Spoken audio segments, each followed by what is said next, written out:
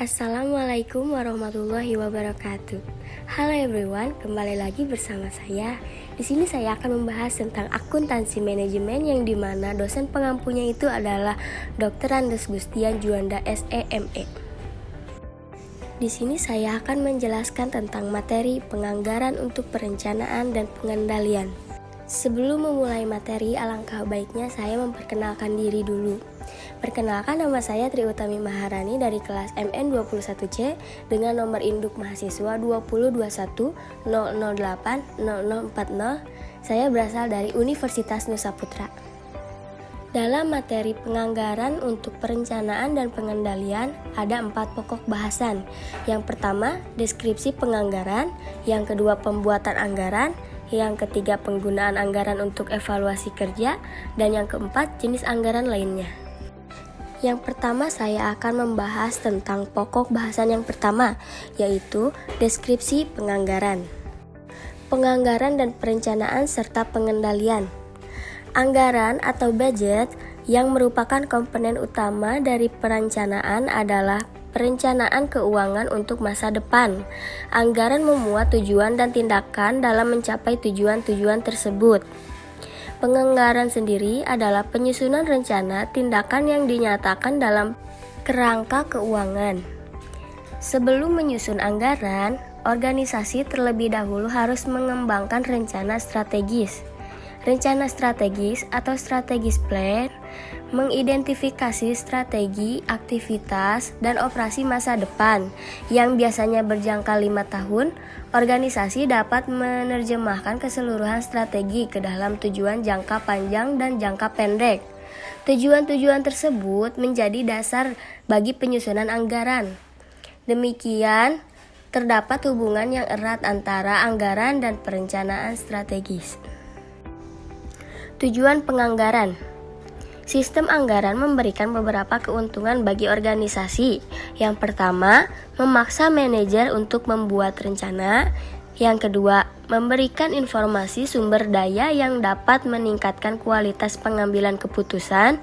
Yang ketiga, sebagai standar bagi evaluasi kerja. Dan yang keempat, meningkatkan komunikasi dan koordinasi.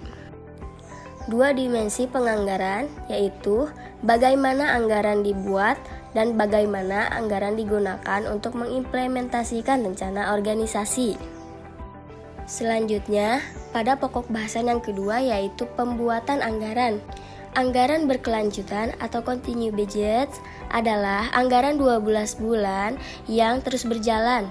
Bila 1 bulan telah dilalui, 1 bulan di masa depan ditambahkan ke dalam anggaran, sehingga perusahaan selalu memiliki rencana 12 bulan ke depan. Keuntungan dari anggaran berkelanjutan adalah dapat memaksa manajer untuk selalu melakukan perencanaan secara konstan. Anggaran induk. Anggaran induk atau master budget adalah rencana keuangan komprehensif untuk keseluruhan organisasi, terdiri dari anggaran individual. Anggaran induk dapat dibagi menjadi anggaran operasi dan anggaran keuangan. Anggaran operasi atau operation budget menjelaskan aktivitas yang menghasilkan pendapatan untuk perusahaan, penjualan, produksi, dan persediaan barang jadi. Hasil utama dari anggaran operasi adalah laporan laba rugi dan performa atau yang dianggarkan.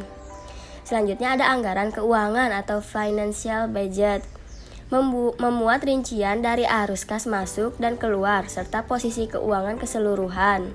Arus kas masuk dan keluar direncanakan terdapat dalam anggaran kas. Pembuatan anggaran operasi. Anggaran operasi terdiri dari laporan laba rugi yang dianggarkan serta beberapa data pendukung. Yang pertama, anggaran penjualan. Yang kedua, anggaran produksi. Yang ketiga, anggaran pembelian bahan langsung. Yang keempat, anggaran tenaga kerja langsung. Yang kelima, anggaran overhead. Yang keenam, anggaran beban penjualan dan administrasi. Yang ketujuh, anggaran persediaan akhir barang jadi. Dan yang terakhir, anggaran harga pokok penjualan. Pembuatan anggaran keuangan. Anggaran lainnya yang dapat dalam anggaran induk adalah anggaran keuangan. Anggaran keuangan yang biasanya disusun adalah yang pertama anggaran kas, yang kedua anggaran neraca, dan yang ketiga anggaran pengeluaran modal. Selanjutnya, pada pokok bahasan yang ketiga, penggunaan anggaran untuk evaluasi kinerja. Anggaran statis dengan anggaran fleksibel. Anggaran statis atau static budget adalah anggaran yang dibuat berdasarkan tingkat aktivitas yang ditentukan. Sedangkan anggaran fleksibel atau flexible budget adalah anggaran yang menjadi perusahaan memiliki kemampuan untuk menghitung biaya yang diharapkan selama rentang aktivitas. Anggaran fleksibel memiliki 3 kegunaan utama, yaitu yang pertama, anggaran fleksibel yang dapat digunakan untuk menyusun anggaran sebelum adanya aktivitas yang diharapkan. Yang kedua, karena anggaran fleksibel dapat menentukan besarnya biaya pada berbagai tingkat aktivitas. Anggaran tersebut dapat digunakan untuk menghitung berapa biaya yang harus dikeluarkan pada tingkat aktivitas aktual. Setelah biaya yang diharapkan diketahui, laporan kinerja yang membandingkan biaya aktual dengan yang diharapkan dapat dibuat. Yang ketiga, anggaran fleksibel dapat membantu para manajer menghadapi ketidakpastian dengan melihat hasil yang diharapkan pada berbagai tingkat aktivitas. Anggaran ini juga dapat digunakan untuk memberikan hasil keuangan dari berbagai macam skenario kegiatan. Selanjutnya, dimensi perilaku dari penganggaran. Perilaku positif terjadi bila tujuan dari setiap manajer sesuai dengan tujuan organisasi dan manajer memiliki dorongan untuk mencapainya. Kesesuaian tujuan manajer dan tujuan organisasi seringkali disebut keselarasan tujuan. Selain keselarasan tujuan, para manajer juga perlu memiliki usaha untuk mencapai tujuan organisasi. Bila anggaran tidak diadministrasi dengan baik, manajer bawahan dapat menyimpang dari tujuan organisasi. Perilaku disfungsional ini merupakan perilaku individu yang memiliki konflik dasar dengan tujuan organisasi. Sistem anggaran yang ideal adalah yang menuju keselarasan tujuan seutuhnya dan secara bersamaan memberikan dorongan kepada manajer untuk mencapai tujuan organisasi dengan cara yang etis. Walaupun sistem anggaran semacam ini mungkin tidak pernah ada, namun dari riset dan praktek yang telah diketahui, kunci utama yang dapat menjadikan anggaran memiliki pengaruh positif yang cukup besar terhadap perilaku. Ciri-ciri tersebut mencakup: yang pertama, umpan balik terhadap kinerja secara berkala. Laporan kinerja secara berkala dapat memberikan dorongan perilaku yang positif dan memberikan kesempatan serta bagi manajer untuk beradaptasi dalam kondisi yang berubah-ubah. Penggunaan anggaran fleksibel memungkinkan manajer mengetahui apakah biaya serta pendapatan aktual sesuai dengan jumlah yang dianggarkan. Penyelidikan selektif terhadap varian yang besar memungkinkan manajer untuk memusatkan perhatian pada area tertentu yang membutuhkan perhatian lebih. Proses ini disebut manajemen dengan pengecualian. Yang kedua, intensif moneter dan non-moneter.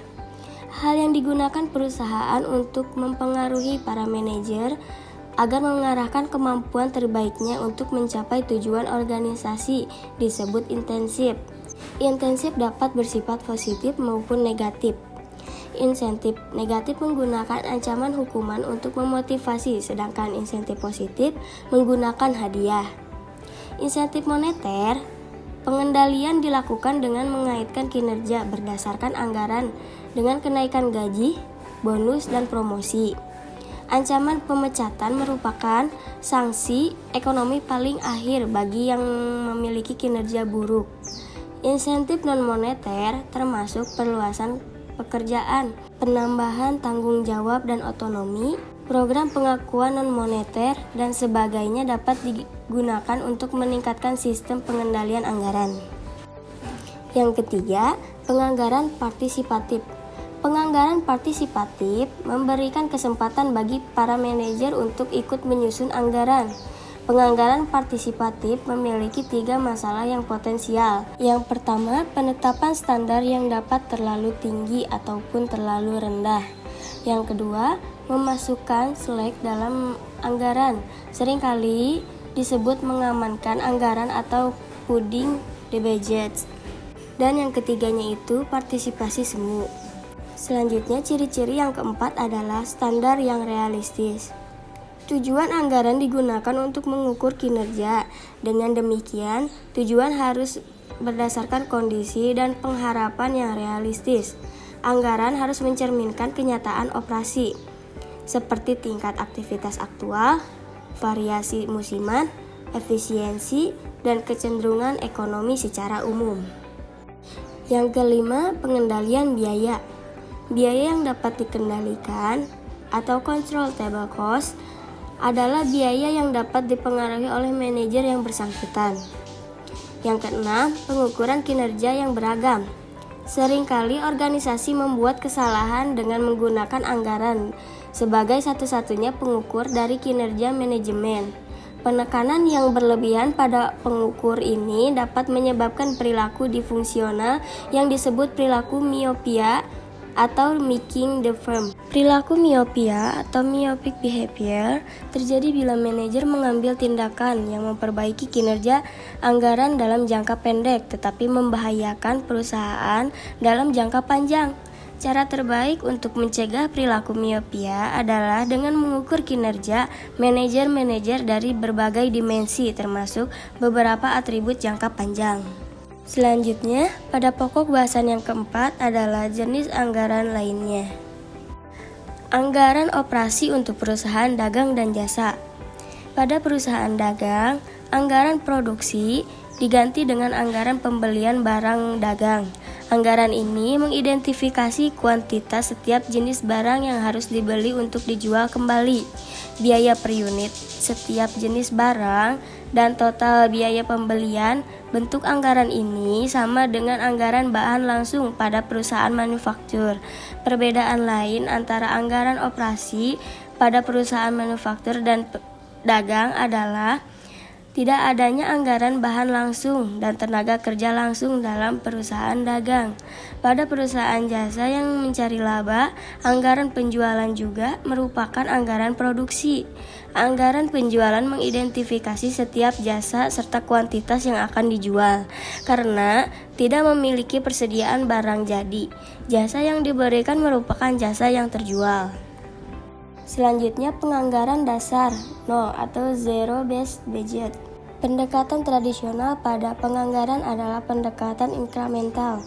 Penganggaran inkremental atau baseline dimulai dari anggaran tahun lalu dan menambahkan atau mengurangi anggaran tersebut sehingga menggambarkan perubahan yang diasumsikan untuk tahun mendatang. Penganggaran dasar nol adalah sebuah pendekatan alternatif, tidak seperti penganggaran inkremental. Tingkat anggaran tahun sebelumnya tidak terlalu diperhatikan. Operasi yang sedang berlangsung dianalisis dan keberlangsungan kegiatan atau operasi dipertimbangkan atas dasar kebutuhan atau kegunaannya bagi organisasi. Beban untuk membuktikan kegunaan pengeluaran uang diberikan kepada setiap manajer. Paket keputusan adalah deskripsi jasa yang berkaitan dengan biaya yang dapat atau ingin ditawarkan oleh unit pengambilan keputusan. Cukup sekian yang dapat saya sampaikan. Maaf apabila ada kesalahan dalam tutur kata, baik disengaja maupun tidak disengaja. Thank you for watching. Assalamualaikum warahmatullahi wabarakatuh.